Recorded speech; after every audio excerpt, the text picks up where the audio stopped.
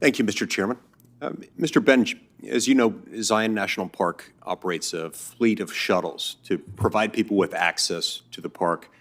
As a result of COVID-related policies, currently these park shuttles are limited to about 30% capacity, about 14 people at a time, and this is something that's dramatically decreasing the number of people who can travel on them at any given time.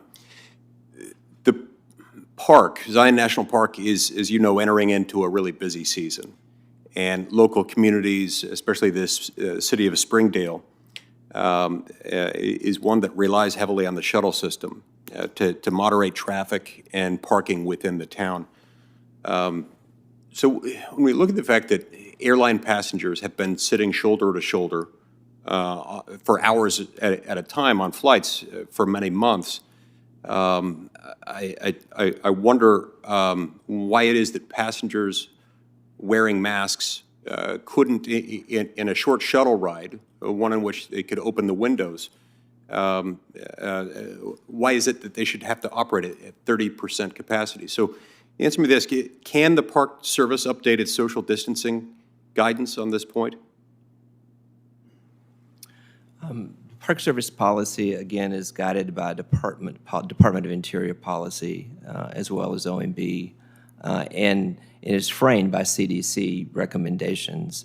So the answer to your question is it's a very dynamic environment. I mean, it's very likely a month from now it will look different in terms of what those policies look like today versus a month from now. But right now, we are framed by the policies of the department. I understand, and I appreciate that, and I appreciate the fact that the Biden administration has reiterated its commitment to following the science. But can you explain to me what science it is that would indicate that it's safe to fly shoulder to shoulder for hours at a time, but not ride shoulder to shoulder, equally masked in both circumstances, for a 10 to 15-minute bus ride? What's the scientific distinction between those? Senator, I just don't think I'm the right person from a scientific standpoint to have the expertise to answer your question. Okay.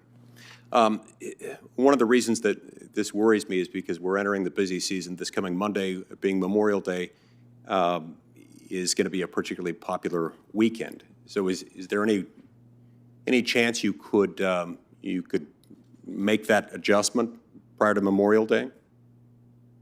If the policy guidance changes between now and Memorial Day, as it relates to OMB and or the department, we certainly would evaluate that and pivot accordingly. Okay, thank you.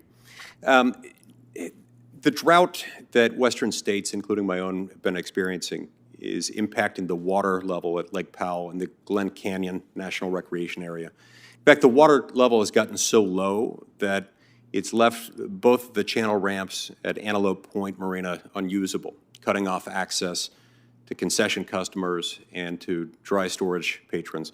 Meanwhile, the Bullfrog, State Line, and Wall-Weep ramps will all need temporary extensions. And I certainly want to commend and thank the local park officials for working expeditiously to address the issue. But as we look ahead, Mr. Benj, how do you think we can better prepare for these types of situations?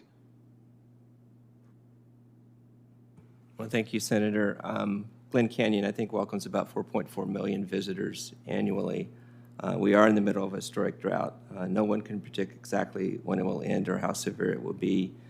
We are committed to using the most accurate scientific data available to make the best decisions possible. I think it was on May 17th we notified Lake Powell voters that the State Line launch ramp will be closed to motorized vehicles due to revised projections by Bureau of Reclamation, and lake levels are lowering faster than previously predicted. Alternative launching facilities for motorized vehicles remain in place.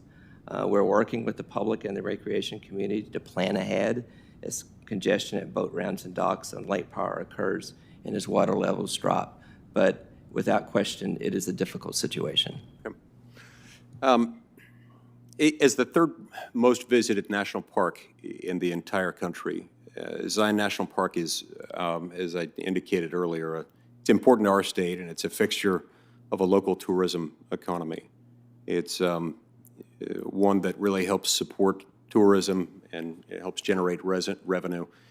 At various times, the Park Service has sought to conduct a capacity study that could end up mandating a reservation system. I just want to take this moment to reiterate my very, very strong opposition to any reservation system, and instead request that National Park Service give consideration to locally driven alternative solutions that prepare visitors and that preserve visitor access and enjoyment. So, Mr. Bench, will you commit to collaborating with my office and communities in my state as we help to address system unit needs?